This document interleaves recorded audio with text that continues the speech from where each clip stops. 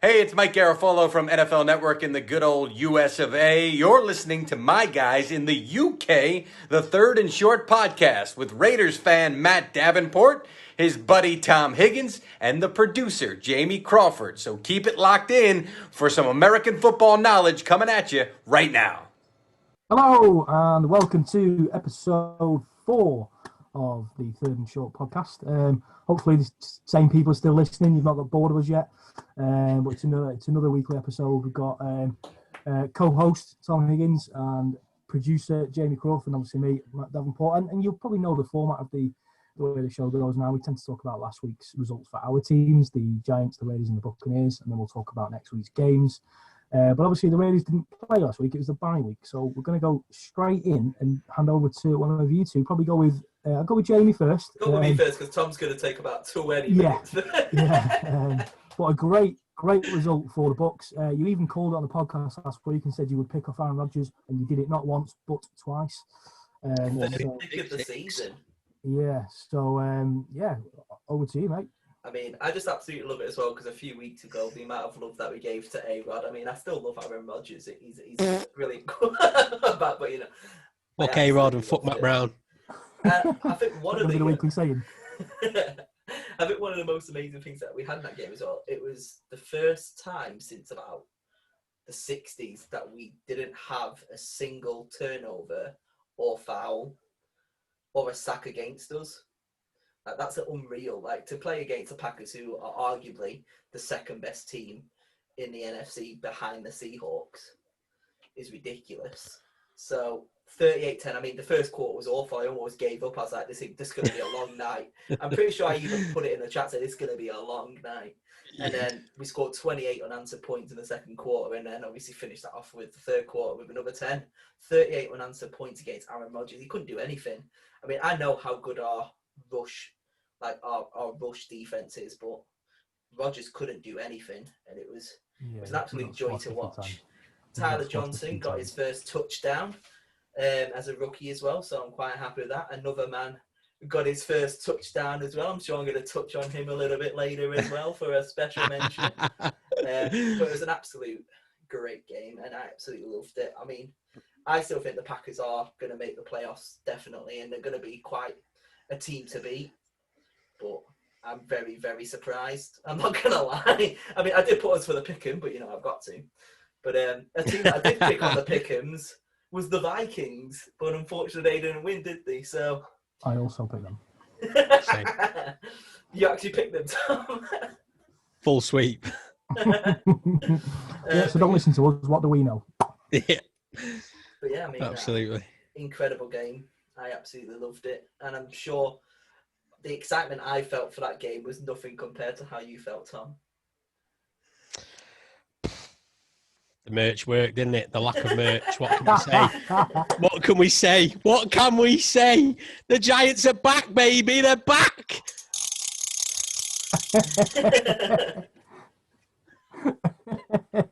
We won. We love it. We absolutely love it. I did buy some of these, but they're shit from Amazon and they don't work.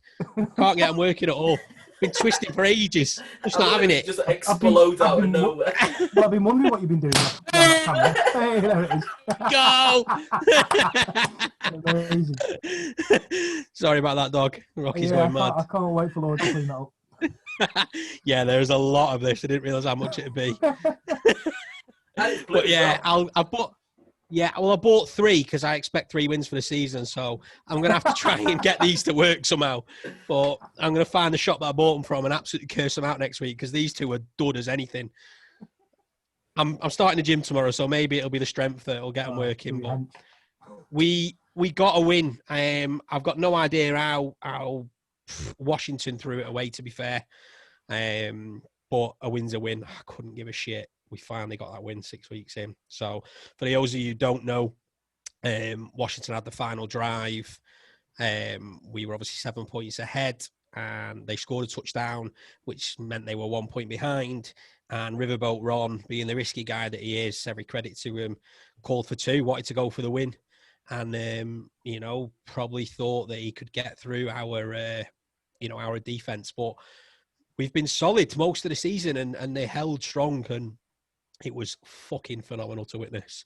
Finally getting that win. Not going to lie, then went for the short kick, which I absolutely shat myself thinking, of course, it's the Giants. Guess who's getting it back?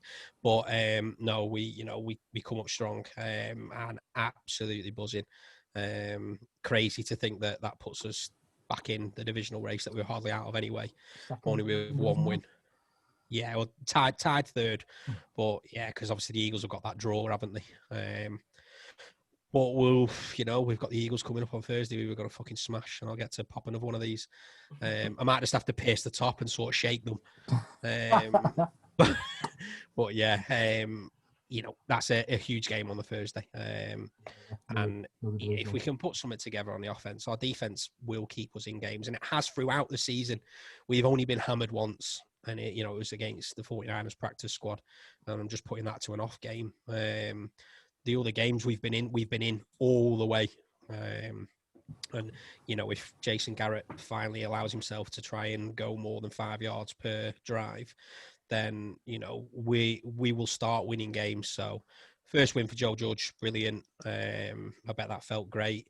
It was nice to see after that they actually gave him the game ball rather than it go to a player. I bet he's loving it. First one as a head coach.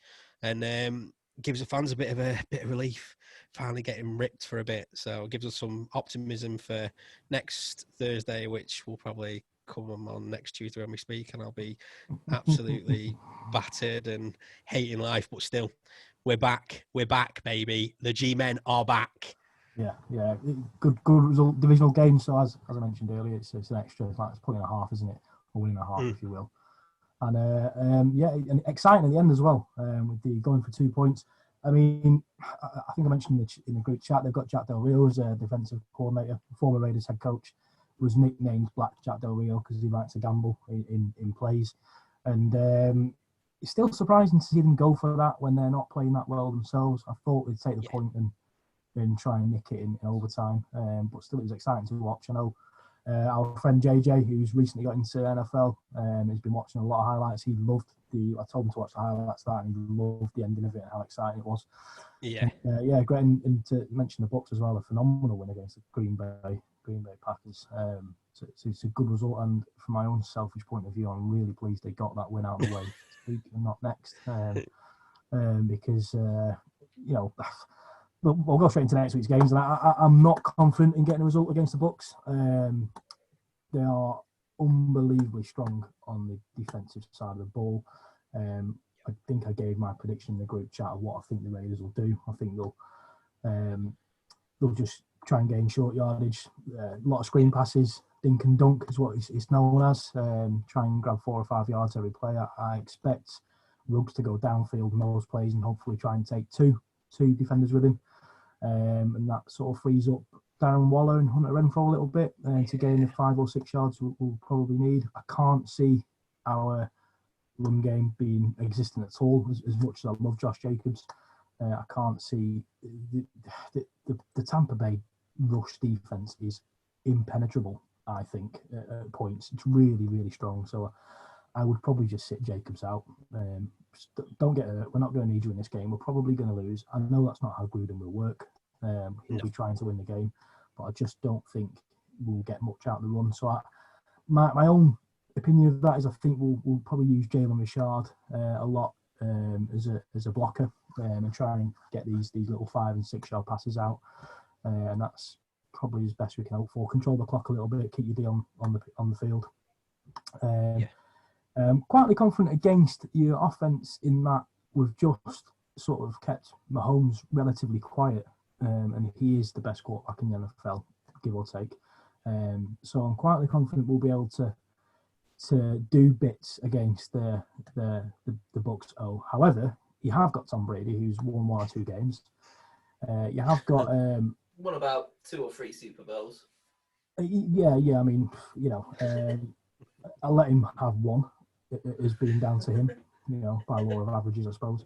And some of the offensive players you have, Mike Evans, Godwin, they're all Gronkowski, not a fan of his, but they're all solid players. So I am still a bit confident we'll perhaps do things, but I'm not confident of getting a result. I think I said in the group chat before my Raiders bias takes over that I'll be happy if we just don't get embarrassed. I think I said that for the Chiefs, to be honest, but I did say that if we came out of these running games after the Bucks 3-3, I'd be happy, and we're currently 3-2. So as annoyed as I might be this weekend after the defeat, if we lose, at 3-3, I will take after an incredibly difficult run of games. We haven't played anybody with a less than, with a losing record yet. All the teams we played have had a winning record, or have a winning record, or 0.5 at the minute. So, Jesus. Yeah, that's tough, really tough. And obviously we've got the fake Patriots now, the fake Triots as we'll call them, the Buccaneers. Yeah, and then we've got the Browns after that, which they look all right as well. I know they got comfortably beat by the Steelers, but that result aside, they've looked okay.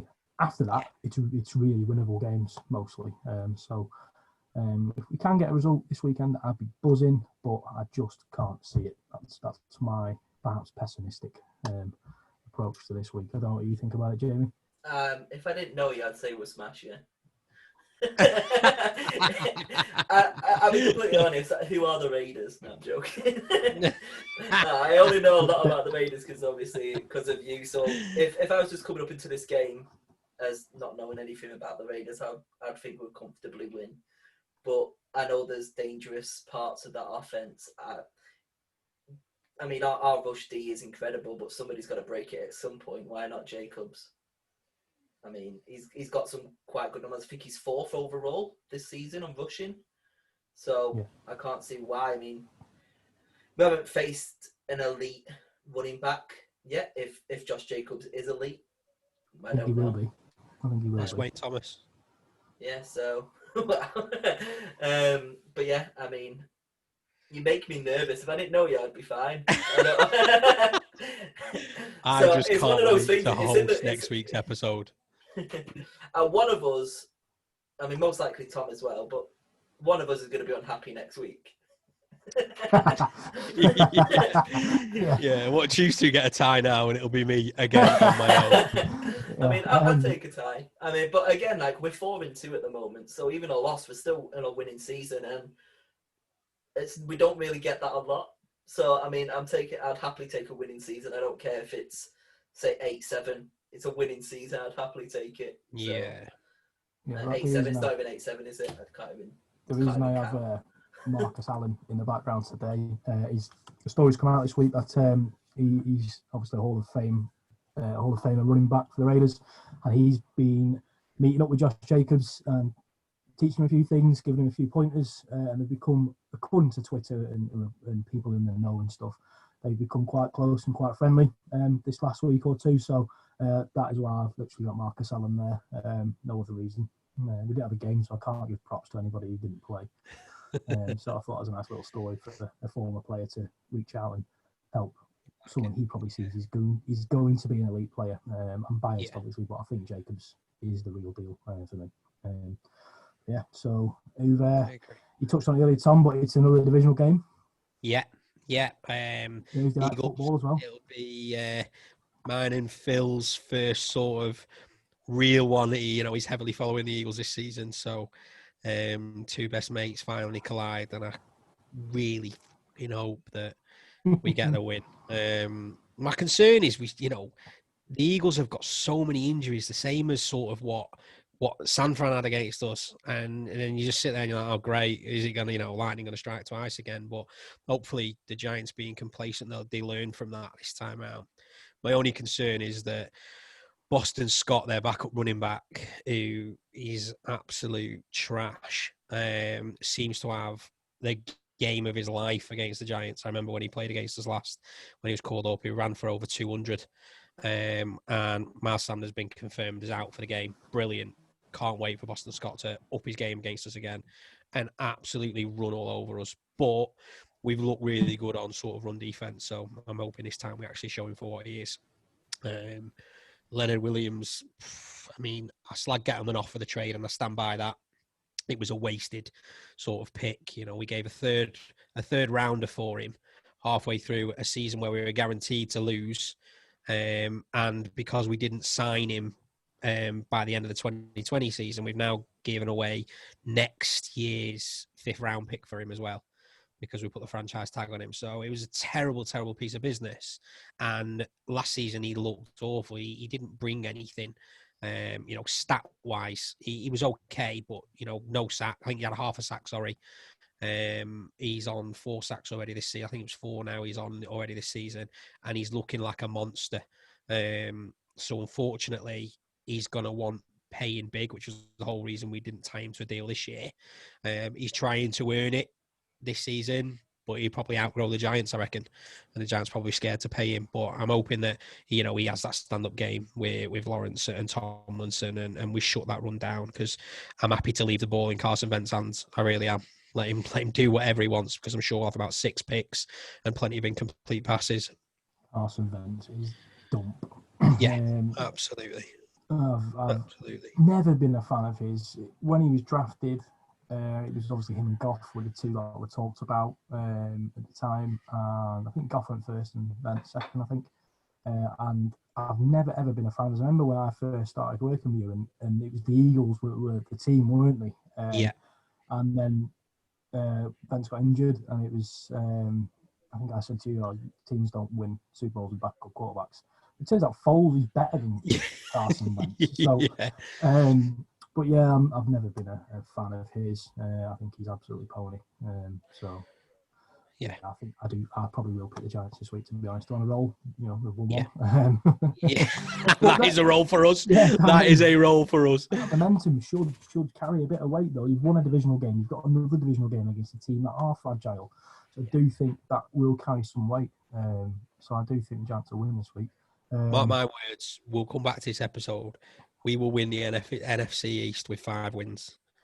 I'm telling you now. It's the 20th of October, 2020. Oh, 2020. Quarter to 9. I've only had 1.5 beers. Corona still looking for that sponsorship, by the way. Is it a full moon?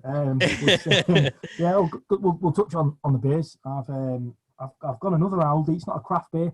It's Rheinbacher. It's a Pilsner baby. Only because I forgot to go to the shop. I'm drinking. Yeah, I forgot to go to the shop, and this was in. So I'm a fan of it. It's a pretty decent beer, to be honest. 4.5%. I'll take it all day long. I probably should have gone to the shop and bought something. So I'm just on Dr. Pepper, no alcohol. So all of my thoughts are saying. You could have lied. I've got a beautiful Viking Quest entourage glass. So victory. I'm on the trusty Raiders glass. But yeah, if you are listening, Corona, Tom would love to be sponsored by it. So would we. I think we'd do wonders for the name of your beer at the moment. It's been a tough year. Absolutely. It's been a tough year for Corona. So you mentioned the Eagles there, obviously because you're playing them. In fact, I'm gonna backtrack there. What other results stood out a little bit from last week? I think my one. Go on, Jamie. If you don't mind, Tom. It's gonna be the Patriots and Broncos. I mean, the Patriots lost that game without Broncos even scoring a touchdown. 6 field goals in the end. 6 field goals, 18-12 it was. And I just love it because Cam Newton came back after the Rona and he lost it. I mean, he was awful. And then, like I said, the Broncos didn't even score a touchdown and they still won. It's absolutely beautiful. We all know Brady's the boy, Belichick's the fraud. I'm joking. They're both amazing. You know what? I hope it's the Super Bowl now, and I do not hope that's the Super Bowl. It'll be the first Super Bowl I don't watch in years. Fair shout for that. Broncos not scoring a touchdown and beating a potential Super Bowl contender, and the Broncos, as I mentioned last week, are bang average. James Anderson's getting into the Broncos now. It's all because of his question. Yeah, great week. If you do they win? Well, they do. You don't even have to score a touchdown and they win. If you did watch any this week, James, great week to win. In terms of results for me, the one that stands out for me, not so much the team who won it, but more of how they went about winning it. It was Titans, Texans. Titans literally last second of the game tying it up, and then winning the toss and scoring. I think if you watch the highlights and watch the toss, the coin toss, Deshaun Watson. He was raging that they lost the coin flip. Devastated. And He knows the game's done. Yeah, he literally has a Yeah. little paddy in the middle of the pitch, because he knows that their defense is not good enough to stop Derrick Henry and the rest of the Titans. Yeah. I'm not going to say Ryan Tannehill, although he is absolutely balling out. And in fact, the play that he scored the winning touchdown, did you see it? Tannehill. Yeah. Direct snap to Derrick Henry. Yeah. He was sort of almost in a wide receiver position on the left. Yeah. But that is the game that stands out for me really, because it was a high scoring, wasn't it, like 40. I think it was, yeah. Yeah. It was something. Was it 38 finished, and then they scored something like that. I can't remember. Yeah, great ending to a game, and one for the neutrals probably. Yeah, I think the one that stood out for me was, I think, the 49ers. I know obviously they're reigning runners up at the Super Bowl, but they've had a torrid time so far this season, especially with injuries. Yeah, and then obviously to beat the Rams at the Rams, I think very good result for them. Actually didn't see much of the game, not even really looked much about, how Garoppolo did or anything, because I couldn't care less. But I think a really, really, really good sort of win for them, and maybe give them a bit of momentum back, because I think they were bottom of the division before that game. So yeah, maybe a bit of hope for 49ers fans that actually they can get back to it and, still have a bit of a push and beat that team. Yeah, getting into... My mate of mine, John Porter, mentioned him a few weeks back. He's a 49ers fan, been over there twice. Let us know what you think, mate. I'm sure I will speak to you about NFL. We do all the time. It's one of the only things I don't like about you, that you're a 49ers fan. Yeah, I mean, got a bit of news this week, haven't we? Literally, was it today? I think that the Dolphins had a good win. A good win. They beat the Jets. They had a win. He turned up. They shut them out.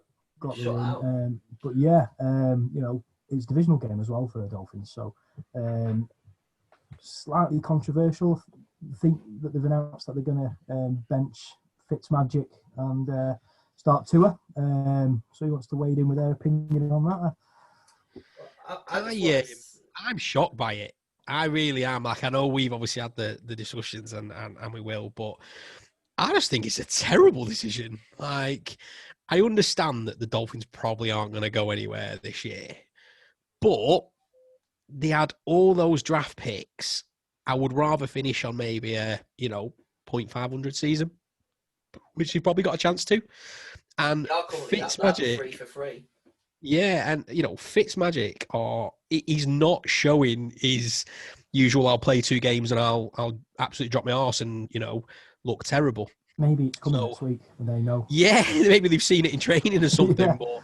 But I think for me, I probably would have waited for Fitz to have given his sort of cards. I've had enough. But I think they made the right decision against Jets, bringing him in. Try and bed him in. But I think more games should happen. If the Dolphins are in that position, I would have preferred it that way. Tua was notoriously known in the draft of someone who almost a year earlier had a potential career-ending injury. So to be throwing him out there when they could be run over by teams, I just don't know. And I think he's one of like the first sort of left-handed quarterbacks that I really sort of watch, and it looks awkward. I didn't, I watched. I think he only had a few snaps, but I watched 2. And I was like, oh, I don't like this. The bootleg going that way. I was like, oh, get it away from me. So, yeah, I don't know. I don't think it's the right decision. But, Fitz has only got this season left. So they might be looking at their sort of schedule and thinking, well, we're not going to get anywhere. Let's get a better pick. Let's bed Tua in and have him ready for sort of next season. Very much my opinion on it. I think they are probably not gonna. They've got 2 better teams in their division, the Patriots and the Bills. I think they're looking and thinking, well, I say the Patriots, they've had a poor result, haven't they? But we're not gonna do anything this year. And very much like the Chiefs did with Mahomes, they sat him out for the first probably 10, 11, 12 games of that season. I can't remember how many. And I mean, they brought him in for Alex Smith, and obviously the rest is history, as you know. But I think it's a right decision. Not like me to disagree, people, I suppose. But I do think it's the Dolphins are, as I said, they're going to finish nowhere this season. They're not going to make the playoffs. So stick him in. he's going to have some tough games. He's going to play the Bills. He's going to play the Patriots. He's going to pick up a win against the Jets when they play them again. So I think it's a good decision to get him in, at least for maybe a few weeks, because as you mentioned, he did have a massive injury, and they were the worries about him pre-draft. He was picked 5th overall, which I think is still pretty high. But he's only 6 foot, which only 6 foot because I'm dead lanky here, aren't I? But he's only 6 foot, which is quite small for a quarterback. We're not especially if you're in front of, if you're right behind a 6'8" line, you won't be able to look over to throw. Exactly. And as you mentioned, he's southpaw, so he throws a little different. And what I liked about him is he's actually from Hawaii. He went to his high school was in Hawaii. He's from Honolulu. I've been there, so I did feel like I was a bit of a pre-fan of his before he entered the NFL, and I mentioned earlier on that a lot of people were thinking he might drop down to the Raiders' first pick at 11 because of the injuries, and some Raiders fans on Twitter, which Raiders Twitter is toxic as anyway, but were saying we should draft him, make him our guy. So I think it's the right decision. I think give him what's going to have now, 10 games left. Give him 10 games, see what happens. You never know if he is mint like some of these brand new rookie quarterbacks have been in the years gone by. He could win 7 or 8 of their next games and they're in the playoffs. So so I just think it's a good opportunity to Fitz magic. I love him. He's a character. He's just a funny guy. But he is due his drop off, and it is going to happen. Yeah. So, and I do think he's probably only got 1 more year left in him if he doesn't retire at the end of this season anyway. Don't retire, Ryan Fitzpatrick. We think you're phenomenal. Yes. Even that 1 year at the Bucks, I absolutely loved him. I know, obviously, when Winston was suspended for the first 3 games of the season, he came in and did bits. He balled out. I mean, Winston didn't almost come back into the team until Fitzpatrick just started throwing balls away for fun, even more than Winston. So. It was last year when he wore someone else's attire. Yes, it was. Presser, wasn't it? And then he halfway through, everyone thought it was like Conor McGregor. It's just I've got to go watch his shirt back, which is tremendous. So for me, and that leads us nicely on to what would have been Matt's mentioned this week, and it would have been Tua for getting his first snaps in the NFL. As a picture that went around Twitter, I'm sure we've all seen of him just sat on the field well after the game when everyone's gone, just taking it all in. And I quite like that. He knows that he has a massive opportunity. The Dolphins are one for the retro, aren't they? The one for the purists, the fans from way back in the 90s with the Dan Marino era. And I think it was really nice to see a young, hungry quarterback think I've got my chance here. I'm just going to sit on the field and take it all in. So apparently he FaceTimed his family whilst he was there because they didn't get the chance to watch him. So he wanted to, and he sat on the yardage line where he took his first snap. Oh, was that it? Yeah, which you're right. I really like that. These superstars are people that you can never connect with because they're worth millions and millions of dollars. But to see, that's the real humane side of someone. You actually think, actually, he is a human. He understands it. Fitzpatrick was buzzing that he got on and took a snap as well as a clip on Twitter. Hyping him up. He's literally so happy that his teammate, position rival, if you will, I don't know, but he was proper pumped that Tua managed to get on the field and take a snap. So that was nice to see as well. And does anybody want to have a go at pronouncing his surname? Tagovailoa. Make sure we've got the correct first before. Tagovailoa. That is what I will go with. Tagovailoa. I'm not going to. I'm just calling him TT. Well, his first name is actually about 17 letters long.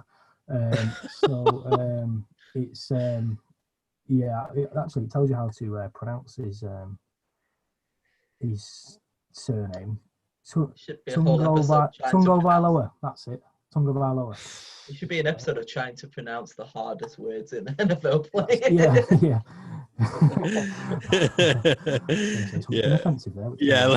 Let's move on from that quickly. That's my special mention is Tua.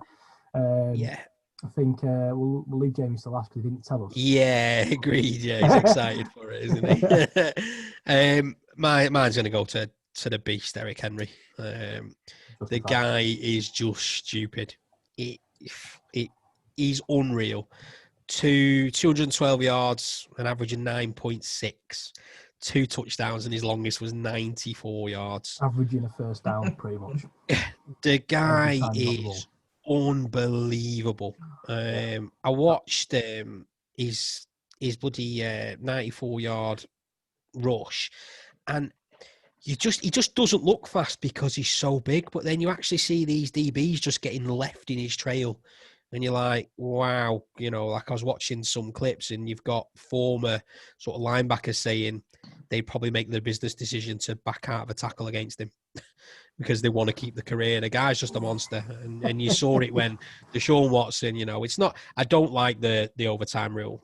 They changed it right for the playoffs. Agreed that both teams should get a touch, but he knew he as soon as that coin toss was given, it was like, oh well, we've lost the game. Yeah. Phenomenal. And that's just what he brings to that team. So I know your thoughts on Tannehill, but having him to support him will always make him look better. And the fact that he's taking direct snaps in overtime to rush for a touchdown. I do think Tannehill is probably a top 5 quarterback at the moment. Right now, I don't think he is top 5 overall, but as things stand, he's right up there. But yeah.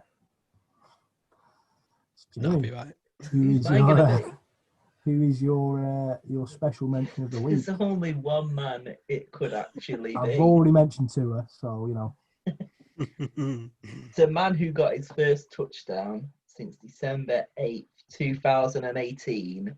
The comeback kid, after a year out of retirement, he won a WWE 24/7 title. He won WrestleMania. It's none other than the Gronk. We talk about jinxes. We talk about any of that. That jersey finally came last week. I wore it all day Sunday. I went Sainsbury's in it. I was watching the games in it. He did bits. He got his first touchdown. He put a Gronk on it. He got 78 yards. I mean, just flip those around. 78 yards. Probably should have got 100, but what else can you do? But he got his first touchdown. And it was an absolute beautiful thing, especially beating the Packers as well. None other than Rob Gronkowski. Jamie, I want to see your best Gronk spike. Well, here, I'm wearing shorts. Right now. I could probably do the dance with the maracas, just like... Oh, dear. Oh, there you go. Oh, dear. I'll put great on Twitter. It'll be fine. Great time to say, if you are one person who listens and doesn't watch on YouTube just for that bit. You'll either love it or hate it.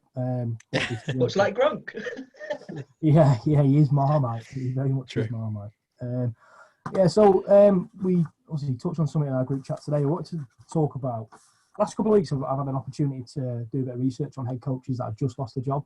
And surprisingly, this week, a coach hasn't lost their job. So I don't have anything specific to talk about per se. However, we decided we're going to do a little bit on coaches that are under fire. So I looked at a few teams, and I'll give a couple of mentions to, I think, Anthony Lynn at the Chargers. He's certainly on the hot seat. It's his 4th season. He came in 2018 and finished 12-4 with the Chargers, and the Chargers are absolutely dumped, so that is a great achievement. They then went straight into a 5-11 last year, and then this year 1-4 so far. So I think he's on the hot seat. I do like him though. He does seem like he knows what he's doing, and he's had Philip Rivers there, and he is gash. So I do like their rookie quarterback as well, Herbert. I think he's pretty good, but I just think he's potentially on the hot seat. 1-4 in the Chiefs division, so there's 2 losses for them. Tough times for him. And I also looked at the Eagles. Doug Peterson. It's his 5th year. He won the Super Bowl in his 2nd year. Probably should have quit them, to be honest with you, because they are poor. As we've already mentioned, I won't talk about it too much because it's becoming an Eagles episode, isn't it? I think he's on the hot seat as well. I think they won 3-1, something like that. Or? Yeah. But the coach I did want to talk about is Adam Gase, the New York Jets head coach. Now, I have a soft spot for the Jets, and when he was appointed head coach before last season, he was known as the quarterback whisperer. So they thought it was a great appointment for Sam Darnold, being a young quarterback, talented quarterback, to bring in this wonderful quarterbacks coach as head coach. So I looked at his sort of history today, and he's kind of a jack of all trades. He's done some scouting. He's been a defensive coach. He's been an offensive coach. He's been an offensive coordinator at Denver. A lot of people say he was the reason why Peyton Manning had that record-breaking season in 2013. Nothing to do with the fact that Peyton Manning holds a lot of the records in NFL anyway. But yeah, we'll give Gase credit for that. And then he went to Chicago and was offensive coordinator there. And he, in one season, he finished. The Bears finished the 18th best offense in the NFL, which isn't even halfway. It's not even mid-table. And then he gets a head coach job at the Dolphins, and he wasn't very good there. And then he gets the head coach job at the Jets, and he's not been very good there. So for me, he's done nothing that deserves any recognition. The one thing he gets credit for is being the guy that was offensive coordinator for Peyton Manning. No, it wasn't even offensive coordinator. I think he was offensive coach for the Broncos, and he might have been coordinator. I've not wrote that down, source. Peyton Manning is a legend, a Super Bowl winning quarterback.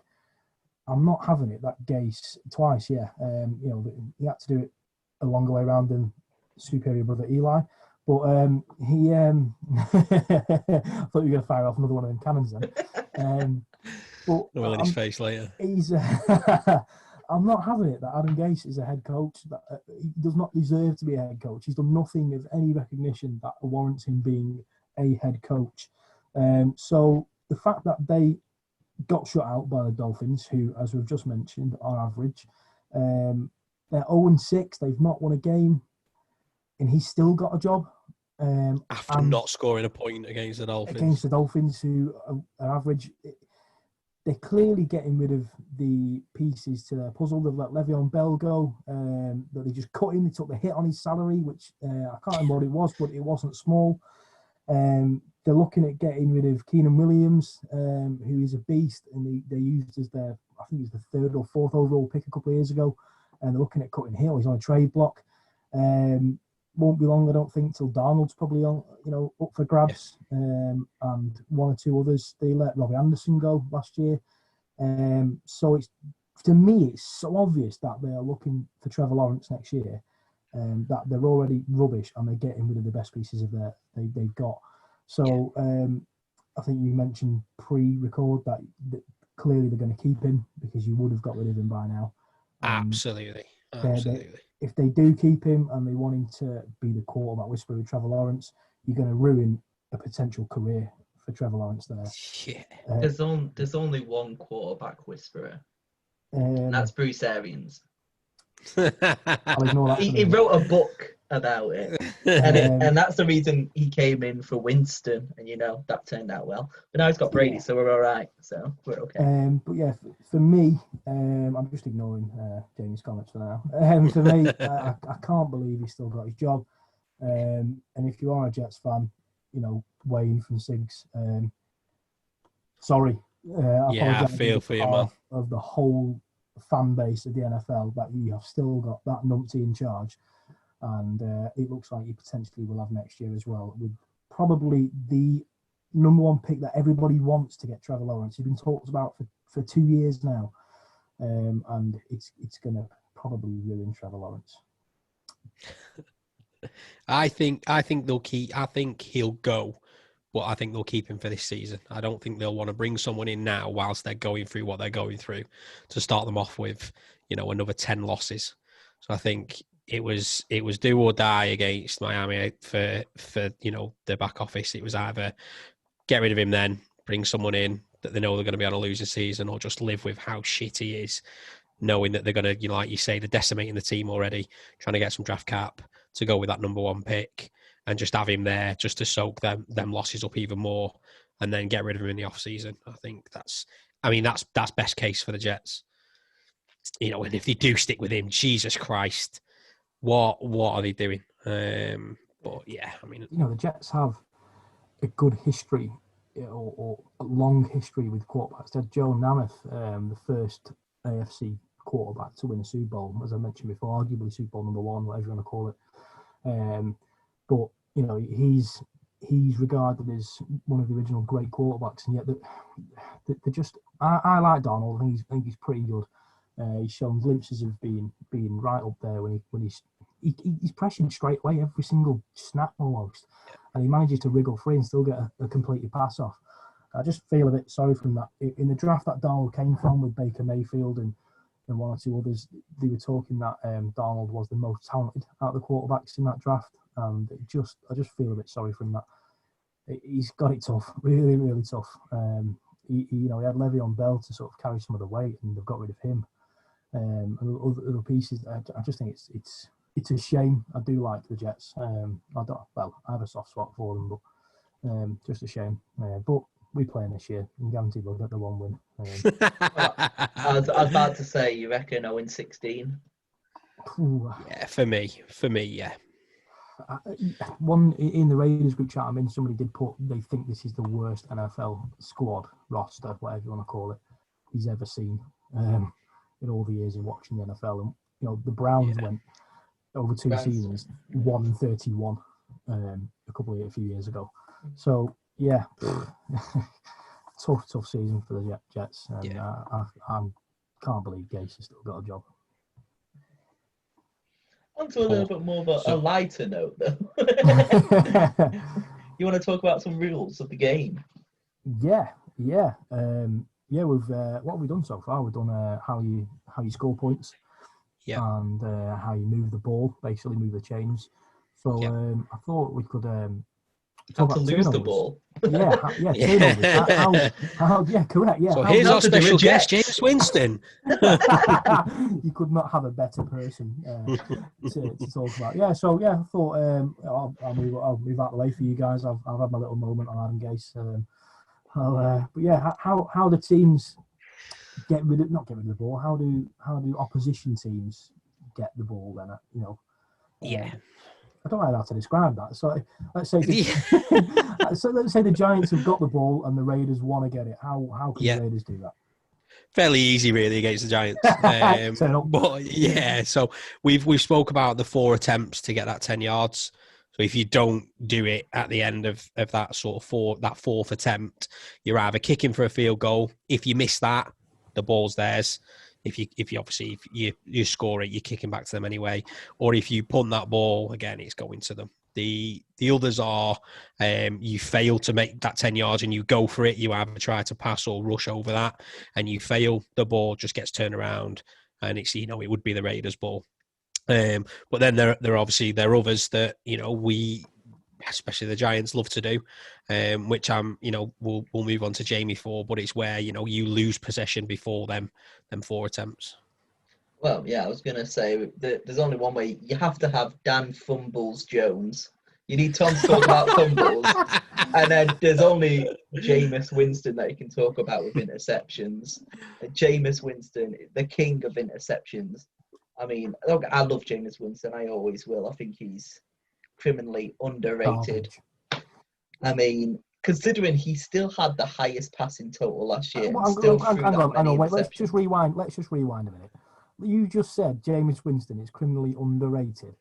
Definitely. The fact that he has a job as a backup quarterback in the NFL. The Saints. For me, for the Saints as well, a good team. Yeah. Means he's overrated, surely. I mean, to be fair, Bruce Arians helped him a lot because he's kind of like the risk taker. I mean, you just throw the ball. I mean, he's got an incredible throw on him. And, he's got no accuracy. He just throws it. Someone catch it. I mean, if you put him in the Jets, he'll be smashing touchdowns all over the place. I mean, as long as somebody can catch it, obviously, or, somebody's in the area where he throws it. But basically, you're Jameis Winston it. You get the ball, you throw it. Just hope it goes to one of your own team.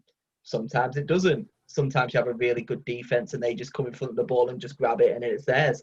And that's an interception. Sometimes if you're someone like Aaron Rodgers, like this Sunday just gone, you'll throw the ball at our defense, we'll catch it, and we'll just run straight into that end zone and get a pick six. That's a touchdown. But yeah, that's basically an interception and a pick six. There can be some incredible ones where you'll throw the ball off your helmet and then somebody else will catch it. Yeah. Or, Yeah, I I mean, think the one of- Jets one of- one. Did you see the Jets one at the weekend? Was it the Yeah. bum was one- catch? Yeah, the bum Oh, catch yeah, was I did, incredible. I did. Yeah, Like, yeah, literally, he caught it on his back. It was quality, like- quality. it's like, yeah, there you go. Yeah. I think one of Rodgers' interceptions took a deflection, didn't it? It was a tip, yeah. Yeah. Yeah, and Do you know what? I loved it. Well, you know when he rushed for that touchdown and he give it all.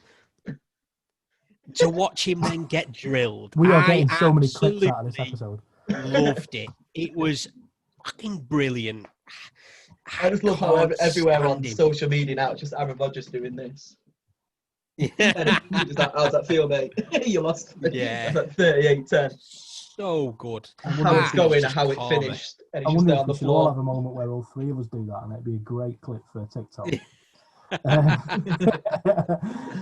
But that's basically what interceptions and pick sixes are. I mean, there's other ways that obviously you can lose the ball, like I mentioned with Dan Fumbles Jones. So there's no better person to talk about the fumble master. Yeah. So I mean, it's not just quarterbacks. Mainly is for the Giants. But you know, basically, if you are running with the ball or you are stood up with the ball before your knee touches the ground and you lose possession of that ball, the chances are that's going to be ruled as a fumble, and the ball's then free for anyone to sort of pick up.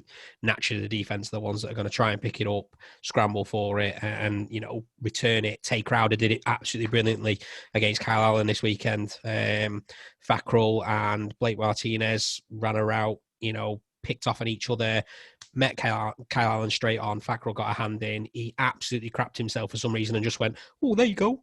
Threw the ball, and Tay Crowder romped home with it, which was brilliant.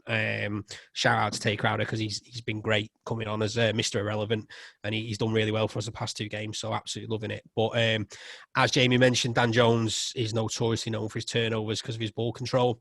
So if you think about a quarterback, normally has the ball in sort of one hand as they're getting ready to throw. They're in the pocket, pressure's coming more and more. A lot of the times, if someone, you know, an oncoming rushing edge defender is trying to get hold of them, they know they're not going to be able to sack them. They will often reach the hand out and just try and strip that ball out of the hands. If you think the size of a pigskin, I think I've actually got one. I might go get one in a sec. It's not as easy to hold in one hand. They rip it out as long as it's not been classed as a forward throw, so an incomplete throw.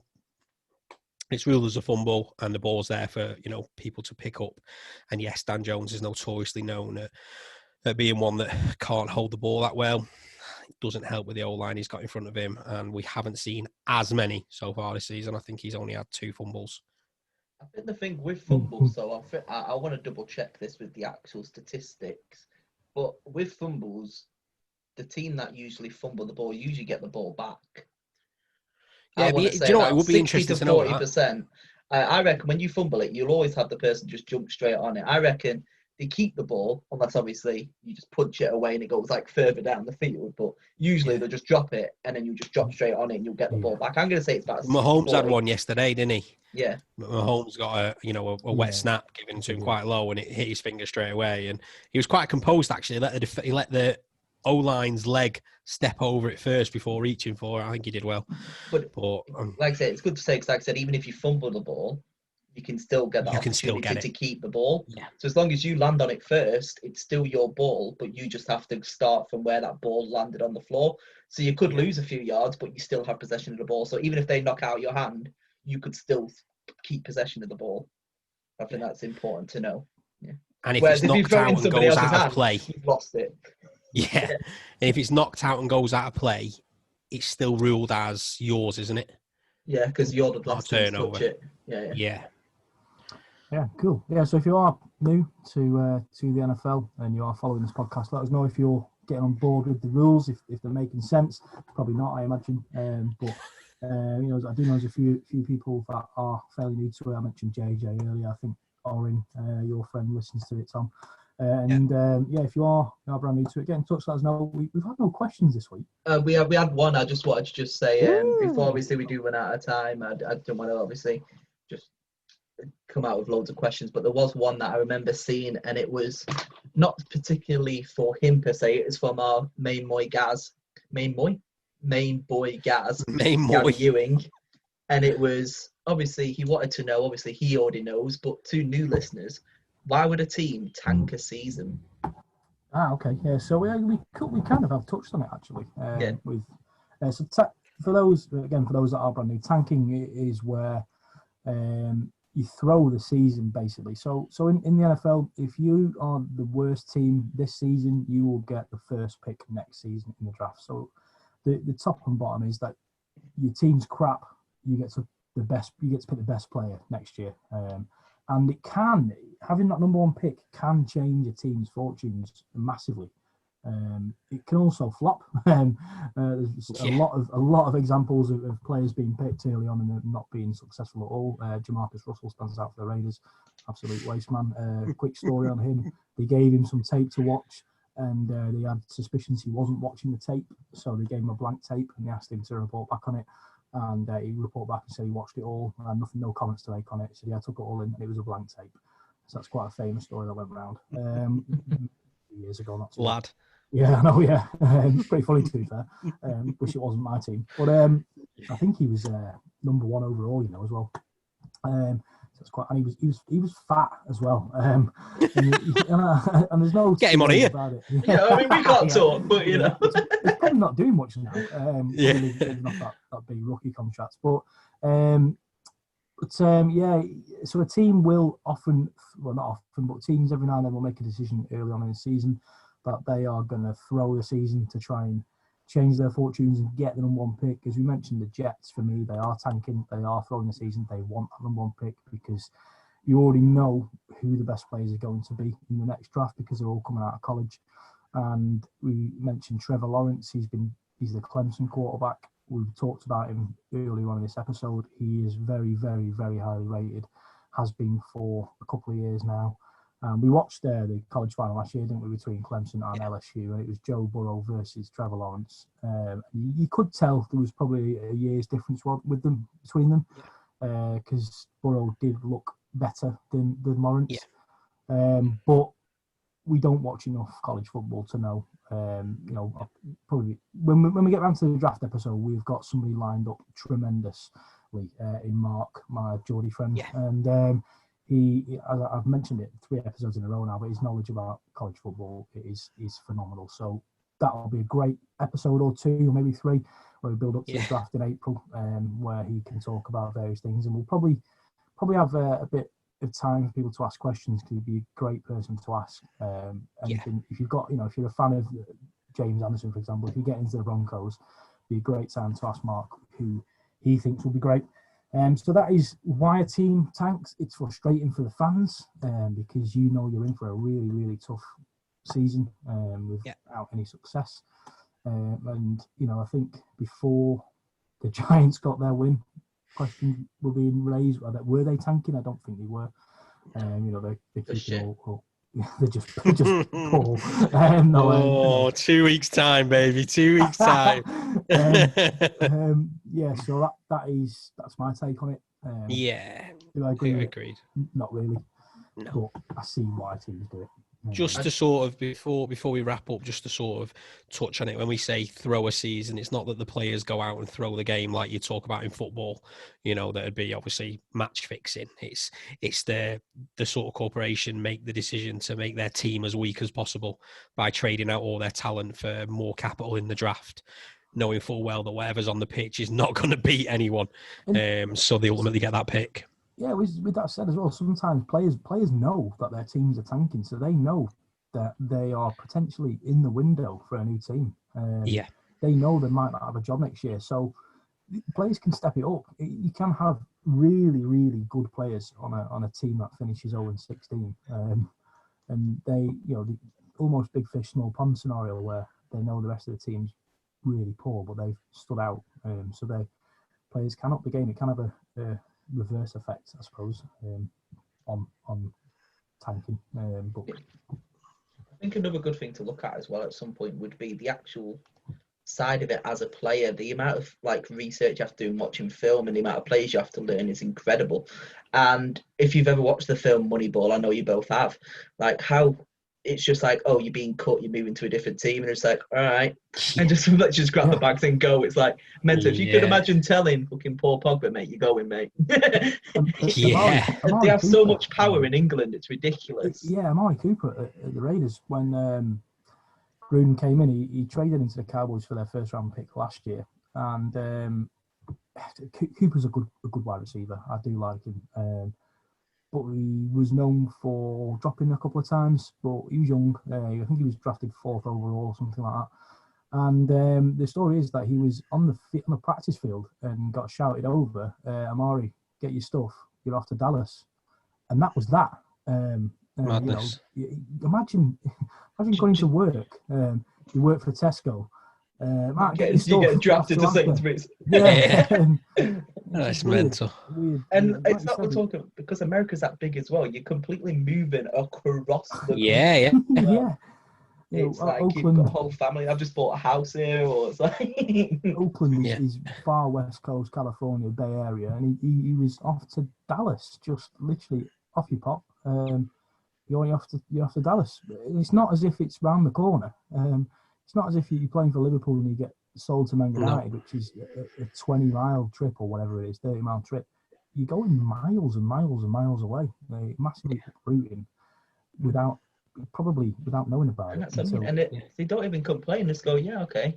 I'd recommend. Mind you, I wouldn't complain for the money they're on. No. Watch that scene from Moneyball if you haven't watched it before. Like literally, that cutting scene is incredible, and the film's incredible. Just watch it anyway. The film is incredible. I might sit on. It's about baseball, but it's still the same premise. But concept is absolutely there. With certainly, I think the story behind Moneyball, the true story, with weirdly the Oakland A's, is a concept they use now. A lot of teams use now.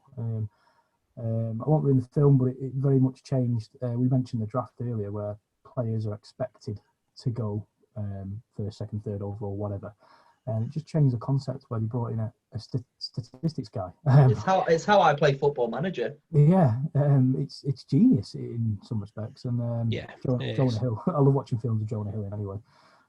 So Aaron Sorkin's one of my favourite writers, and he wrote the screenplay for it, and it's incredible. It's a great film, Moneyball. It's right. So I suppose that's time to wrap up, but that isn't the end of the episode. So we've been hyping up. You've probably seen about having some guests on and some big things coming up. We've got some special footage at the end of this one. Probably could have been an episode on its own, and we probably could have carried on talking more and more and more, because we have a very special person, Claire, on that me and Matt were caught up with. All the mentions on there, all the Twitter and where to find her will be on the footage. But in short, she works her backside off to deliver NFL giveaways to the community. All at, zero profit to herself. And it's just phenomenal what she does. She's built up an unbelievable following.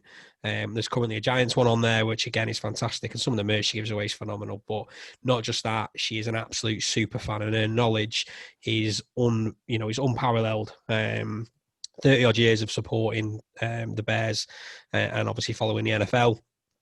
Absolutely blew me and Matt away. Someone we'll be looking to have on regularly. But yeah, it's about half an hour's footage after this. We'll carry on. So guys, please stay tuned in, listen to it. Obviously, we want to be bringing you content like that where we're getting more and more people involved. It'll always be us three fat lads, but we want other people involved. So, please keep hitting the like button on, Facebook, Twitter, following us on Twitter what you can. Please subscribe to YouTube. If you're listening on YouTube, it takes you 2 seconds, but it helps us out massively. Matt, I'll hand over to you because you know all the handles and I don't know them yet. But thanks again, guys. Just before I do, with Clairedabear, you'll see her link to Twitter in the description of this video and the podcast. So click it. Yeah, I think it's at Clairedabear85, is it? I think. Yes. And she, like Tom said it, she's a phenomenal person, not just an NFL fan. She's very, very easy to listen to. I found her fascinating. You probably watch the video or listen to the sound. And Tom and I hardly spoke. It was almost an honour to be in her presence, listening to her, the way she talks about not just the Bears, her knowledge for NFL in general is outstanding. She knew stuff, certain things about the Raiders that it reminded me about certain things that have happened way before I was a fan.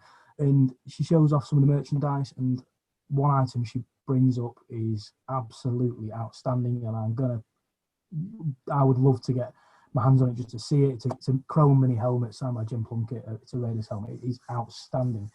So yeah, do please, even if you watch this episode just for that bit, it's well worth watching. Claire, and her enthusiasm really comes through, and it's quite infectious, really, and quite refreshing to perhaps have a different approach to NFL fanism, if that's a word, and how she got into it. Tactics, shall we say? So it's well worth watching just that bit. Ignore us three fat lads; it don't really matter what we say, but certainly check Claire out. And again, as Tom mentioned, subscribe on Twitter. Because I think it's Third and Short UK on YouTube. Follow us on Twitter at Third Short Pod, and on Facebook I think it's Third and Short. I think it's just Third and Short, isn't it? No idea what the TikTok is. Is it Third Short Pod or something like I think that? it's What is this short. top tick that you speak of? I have no idea. I'm too old for that. But enjoy. I hope you enjoyed this episode, and I hope you enjoy the next sort of half an hour or so chatting with Claire. She's really, really, really great to listen to, and we will 100% have her on again. And we might have some things where we hook up with Claire in the future, perhaps to keep your eyes peeled. Yeah, to get some things moving. But thanks for listening, guys. Thank you. Go Giants. Go Bucks. Sorry, Raiders. Hello. Right, so we've got our first special guest. That's no offense to Jamie Crawford, who we've had on as a guest. It's now become a regular. But yeah, we have Clairedabear, absolute NFL super fan. Someone from the beginning of when me and Matt started this venture, we knew we wanted to get on as soon as possible. Absolutely love what she does. Spotted her from the Six community. We've obviously spoke about many a times. So thanks very much for joining us, Claire. Can't wait to sort of, get involved in some of these questions and get this episode aired out there. I'm sure the listeners will really enjoy it. So thanks for joining us. Thanks for having me on. I'm always happy to talk American football. I live on my own, so I can go 3 or 4 days without talking football. So any way that I can get access to my drug, I'm really, really up for it. Sort of thing. Brilliant. No, that, like I say, thank you very much. So I think what we've done in you've probably seen in some of our episodes is we talked about our sort of journey into NFL, how we got into it, what made us fall in love with it, and sort of where we're going. So I suppose we'll hand over to you for 5 minutes. Give us a quick sort of journey on how you fell in love with the sport and why it is your number one. So it's a long story, and when I tell people I've been a Bears fan for over 35 years, it was coming up to 35 years this Super Bowl, people are like, no, you're not even that old, Claire. I'm like, yes, I am. It's even started before I was born. My dad made friends with some Americans, and they are Dallas Cowboys fans. And my dad, being my dad, couldn't be what they were and couldn't get neutrally involved. He had to be the complete opposite of what they were. So he's a fan of the team with no name at the moment. And he's a little bit upset that they don't have a name anymore, and he's of an age where he thinks it's still acceptable to stay that. And we're like, no, we're trying to teach him. And what he doesn't know is that this year, if COVID is allowed, Mum will allow me to raid the house for all his old stuff with the naughty logo on, and Santa's going to bring him all new stuff with the new logo on. So, Mum, if you're watching this, turn the video off now, or turn it off 10 minutes ago before I said. American sport and being part of the military has always been part of our family. My mum is pregnant with my baby brother. We get rushed to the hospital. I am 3, so cannot be left at home, sort of thing. So I get bundled in the car, and the hospital is not too far down the road. We haven't moved too far away, but I sit in a hospital waiting room with my dad, And on a little screen in the corner, for the second time shown here in the UK on Channel 4, because, you know, back when the Two Tribes music and because I still love that. You're like, bring that back, Channel 4, please. Bring that ident back. So sat and watched, and a love affair genuinely starts that day. I have got family members and friends that I do not like. They can all go. You are in last. The Bears here forever. Basically, is how it goes. And when you're 3, they look like superheroes hitting each other. They look amazing, and they make lots of noise. And you're like, as a 3-year-old, you're like, yeah, this is exactly what I want from sport. None of this snooker rubbish. You know, I want stuff going on. Navy and blue are my favourite colours, and still I was a child. My name is something else. My middle name is Claire. Everyone calls me Claire. And the C is on the helmet. And I'm like, oh, I know that letter. That's my letter when you're learning to write as a child. So that's quite important. And yeah, I have been in ever since. They go on and win it. They go on and rinse the Patriots. They're still considered the 85-86 Bears are still considered the greatest defense of all time, even against like the 2000 Raiders and whatnot. Even they still stack up even today, which is just utterly amazing.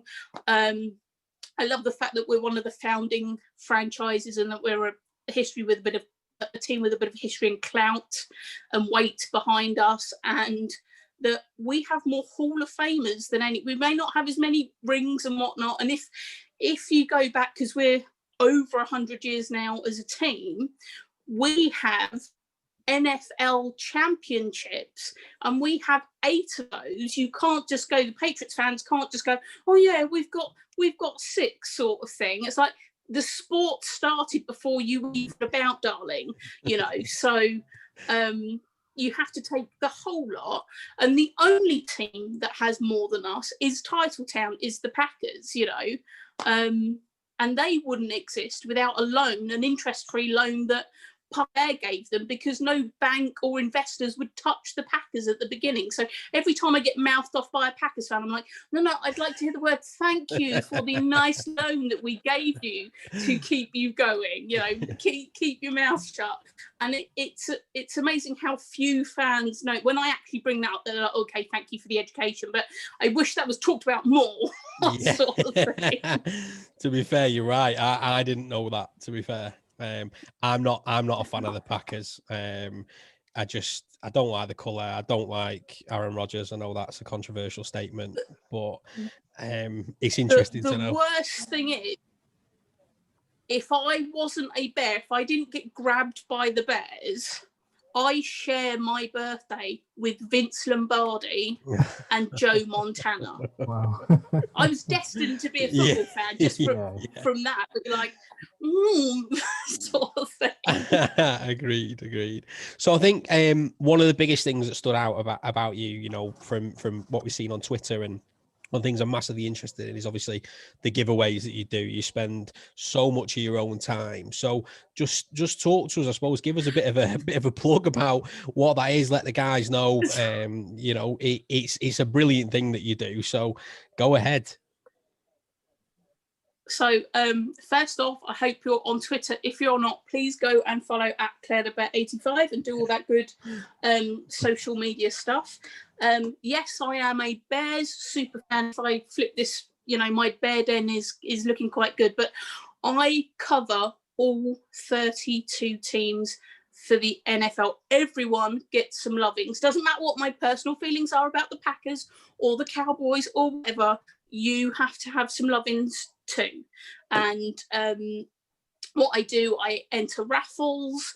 I go up to when London had events and we used to be able to go and see live sport and gather with more than 6 people. I would go and wait in queues and get things signed, and then I bundle them up together with freebies or donations from fans, and I put a giveaway on, put a pile on. It goes on Twitter. I ask them to follow me. Sometimes if I team up like this week, with Football America. I say follow me, follow them, and just retweet at the bottom. I write everyone's name out by hand because I'm an idiot and I don't have the computing power to do a computer draw.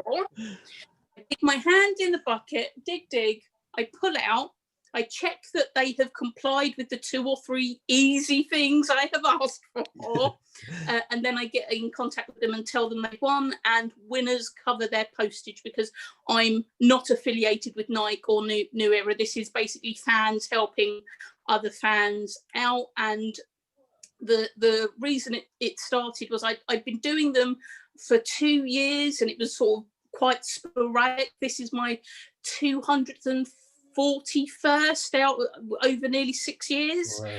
I started with the Raiders giveaway because I had met Menelik Watson, and I went through and did all of this stuff, and a independent shop shut down in Exeter and said, look, we really love what you're doing. We can see that you're genuine, you're not making any money and whatnot, you're not skimming anything. When we retire, we are going to send you our stock list, and you can have what you fancy off this stock list. And I was like, oh, thank you very much.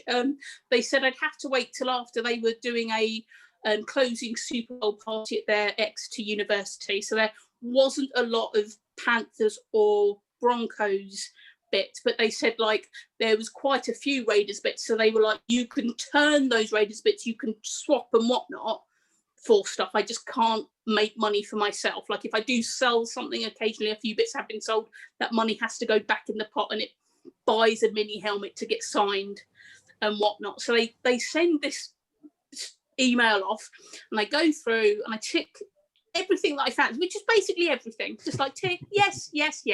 Now I did not expect to get everything that I ticked by a long stretch of the imagination.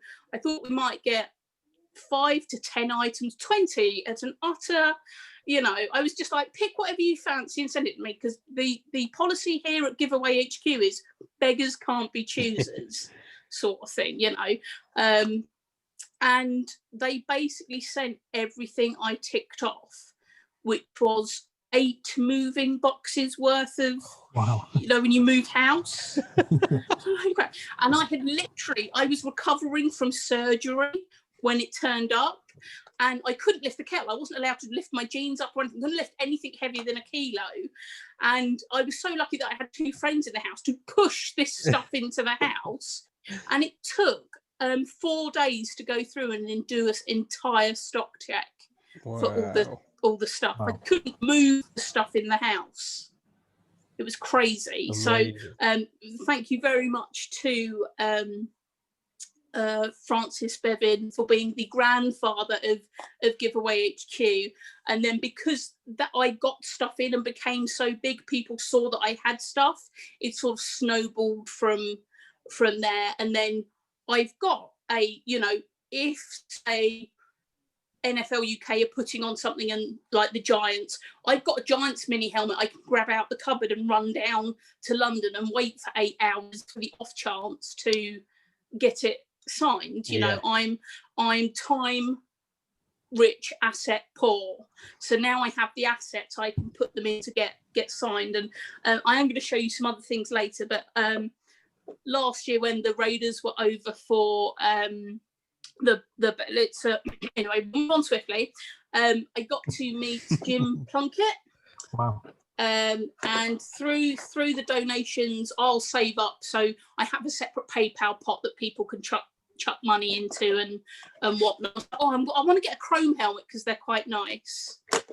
And this is a signed Jim Plunkett chrome. This is one of my favourite things that this is lush.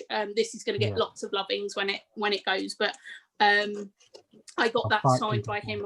And he let me try his Super Bowl ring on as well. Wow. So I've now worn 7 Super Bowl rings.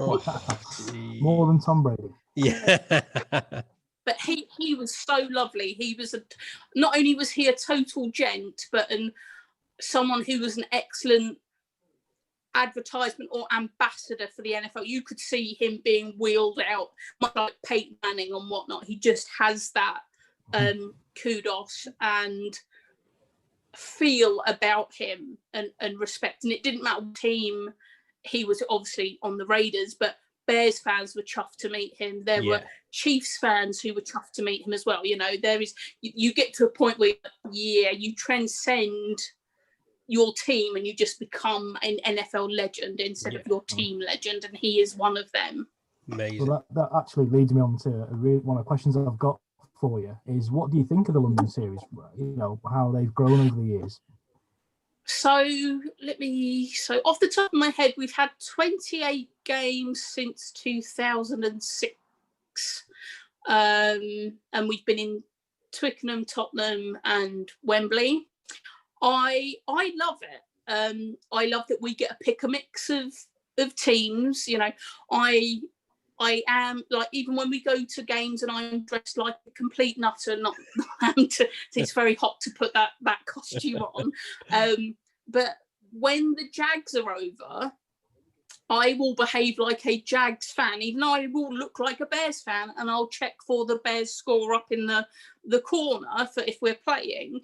If the Jags have the ball, I'm quiet. If they don't, I'm very noisy for the opposing team. And I think NFL UK have got a long lens shot of me, and it looks like how the angle is. It looks like I'm literally shouting into Andrew Luck's ear and booing him, which is, it's great. But so I like it. I don't think we could maintain a franchise, if I'm honest. The tax law for getting a free agent over, the being away from family and whatnot, and if you can't get free agents to come over and sort of sexy pad out your team, if you're just doing the draft and teams and players have to come here, it's going to crumble very quickly. So I do like have a it's a box of chocolates and we get a different selection each time, and I've seen my team twice, and you've seen your team a couple of times, and you have, and it's fair. And Packers, you need to if you're watching this podcast, GMs for back, turn up. Yeah. It's only fair. Because we've seen everyone else, and the atmosphere is amazing. It's really friendly, and even though all 32 teams are genuinely on display and whatnot, there's a real community and a great feeling about it. And I don't know if you guys watched Monday Night Football on Channel 5, because someone asked about the Cowboys being America's team. You're like, okay, who would the UK's team be? And you could make a case for the Raiders, the Bears, the Dolphins, the 14, the big 80s teams. You could all make a case for. But the Jags have invested more time and more love. I don't get football unless they come over. Yeah. And I think that needs to be more respected genuinely, for fact, because the Rams, if you remember, the Rams, Jeff Fisher signed a new contract and went, I'm not going to London, and was able to wiggle his way out of coming to that. And people forget that. And Amir Khan went, I will come. And so there is a lot of love, and they are the team that I put most giveaways on for, because they're the team I've had most access to, so I hope they do well. I mean, in 7 weeks' time we're playing them. Don't get me wrong, I want to come back with the W and they can lose, but if it doesn't affect me, I do want them to perform well and do good and develop and put a better product on the field, because it's better for the NFL UK community. Yeah, agreed. All great points there. And one of the interesting thing is, Kristen said, she got a bit cheeky about it, which, fair enough. They're trying to create a bit of banter on the show and whatnot. We sell out Wembley faster for American football, our non-national sport, non-national team, than we do for our national soccer team. Okay. That's how much love and passion and how hungry we are for it, where we will go, forget those lads, we want this, and we'll sell it out in minutes. Agreed. Yeah, we live up in Blackpool, so it's a bit of a journey for us to get down there. But I've got friends who have gone to games and they don't follow either of the teams playing just because they're getting to watch an NFL game. It really is getting massive over here now, massive. Yeah. And it's better for us. I have season tickets to Wembley, but not to Tottenham because of what, the debacle that happened there. And we'll just leave that as I'll just be classy. I've been to many games where my team aren't there, but I go to get something signed. I go to be with my people and my tribe. I have friends that I've made on Facebook and whatnot that this is where we meet. This is Mecca for us, sort of thing. And so you're like, I haven't seen, and we might not see each other for another year, but it's like, how are you? And blah, blah, blah. And we have season tickets. So we're all sat in a group. And one year I went up and went, does anyone want a beer? Talking to the other two that I was with.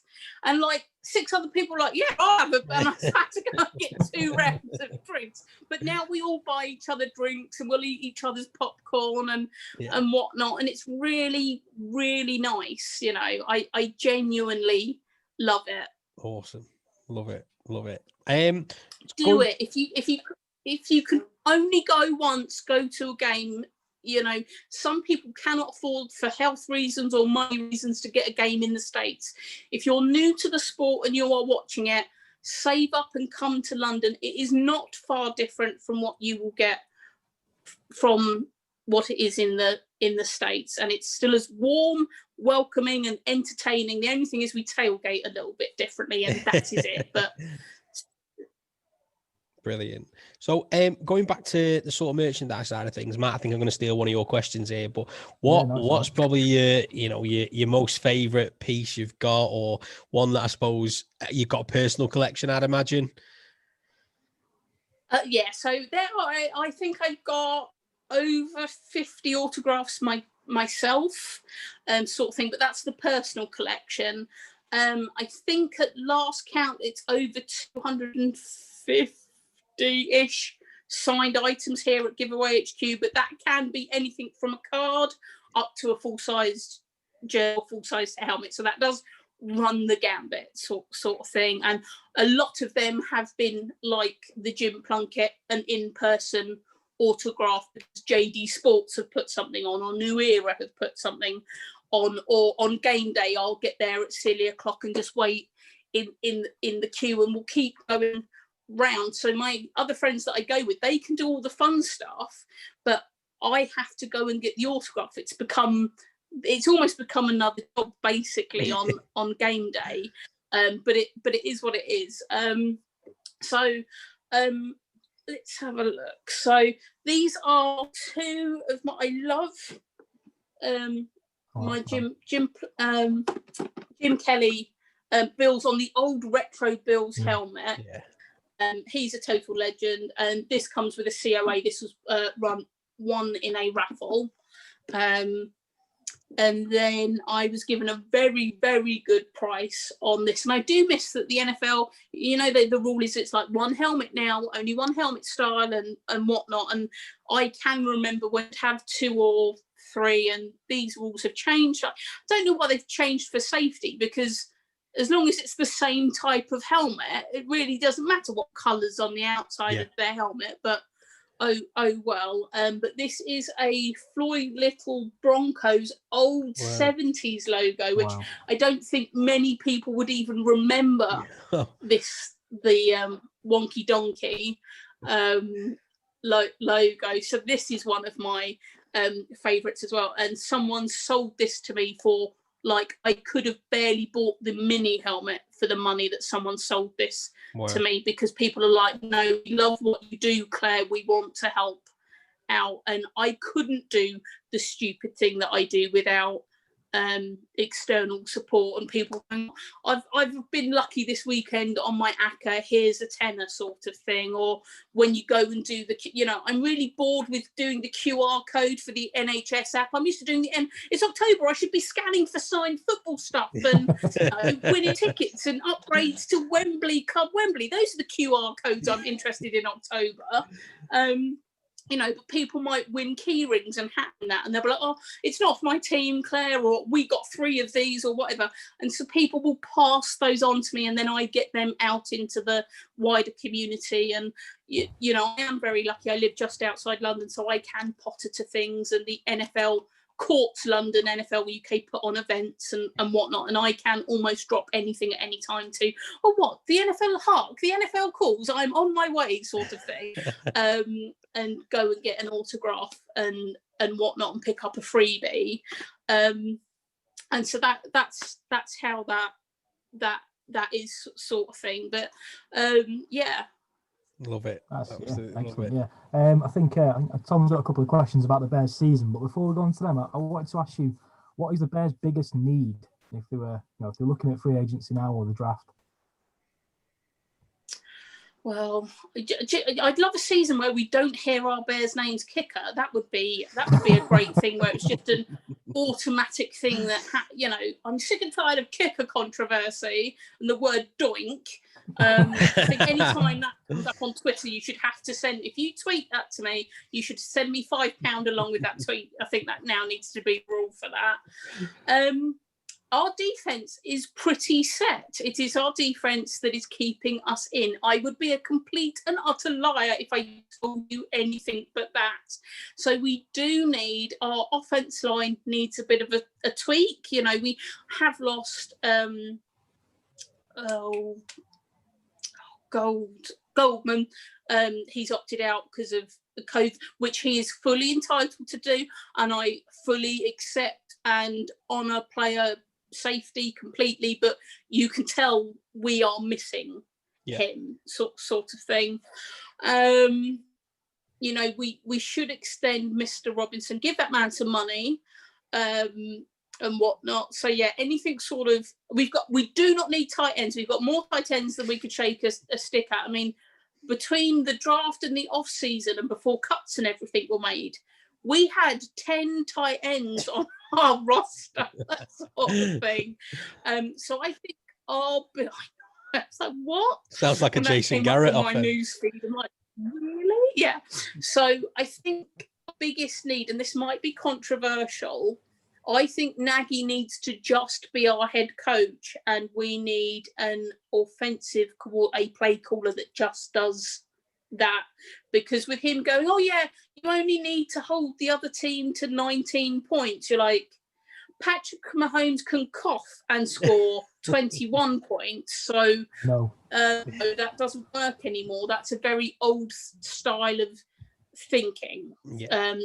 I think that the Bears suffer from, we are this legacy team. We are larger than life, and we have had a history of defenses and linebackers and free safety. We are a gritty, dirty team, and the NFL has changed over the years, and we have not. It has now become points make prizes as a league, sort of thing. And we need to catch up with that, and fast, because it's only heading away from us. Yeah. So talking about offense then, are you Mitch or Foles? I'm for whoever brings us the W, quite frankly. I think I've got 2 Trubisky jerseys out of the 16 that are hanging up in my wardrobe. I've never had a Bears quarterback jersey until the last 2 years, because we've never been a quarterback team. But it was the only way you could get the 100 special one, and then what was the other Trubisky one that I got? But anyway, that's neither hidden here nor there. Foles is the super sub. He's got some jewelry. Who doesn't want the guy who knows what it's like to, beat Tom Brady, and stuff like that. He was given enough time. He's had 4 years. It's pretty stable under the same coach and whatnot. So you can't say, like with Andrew Mutt, it was literally on the Cardinals, where it was like no all the time. You think, oh, that's a bit unfair on him, sort of thing. So yeah, I would stick with Foles. And if you watched this week, he was asked a question about one of those flippant reporter questions that they ask, sort of thing. And his reaction was like, yeah, and it's the first time that and I don't know if you'll put a link up in this when you do it with what he said, but you're like, it's the first time I've watched one of those after game things with the QB and I've gone, that's my the gif where you go, that's my QB sort of thing. You're like, yeah, that's a man who wants to make things better, is acknowledging that there are problems, is going to be part of the solution. So it's happened, let's just move on, sort of thing. Yeah, agreed. You've got to be happy with how the season's going so far, surely. Yeah. 5 W's. Yeah. I mean, don't get me wrong. I bet you someone's going to buy me on Amazon. There's a Care Bears T-shirt that's green with the Lucky Bear logo. Absolutely fitting. Yeah, we have been lucky. We have played some soft teams at the start, sort of thing. But we've got our wheels spinning, and there is no ugly win, dirty loss column. It's W's and L's, and we have more wins than the entire NFC East. Listen, that is nothing to boast about. No. I want to tell that, our next 3 games, we've got the Rams, the Saints, and the Titans. We are definitely going uphill from here. Yeah. Don't get me wrong, and it's very heavily back end with the division. We've had yet to pay the Pack yet. Yeah. So, and we've got to do it twice. So you will see what it is. At the beginning of the season, I would have been happy if we were still in playoff contention. Thanksgiving, that was sort of my goal. We were knocked out at the beginning of December, like, okay, the maths, not everyone can go, and it's got different this year and whatnot. Understand that. We could be a playoff team if things, the stars do have to align and whatnot, but I'm a little bit more confident now. Yeah. But do we get to stick around and go to the big show? And if we did, we're going to meet the Titans, the Chiefs, or the Steelers. Yeah. No thank you to any of them. There for the ride. Or the Raiders, obviously. Yeah. To be fair, that you pretty much nailed on what my final question was almost a sort of prediction for the season. So you sort of killed 2 in 1 there. So I suppose before we wrap it up, one last plug, for your Twitter, and like I say, we'll make sure all the links are available on our video.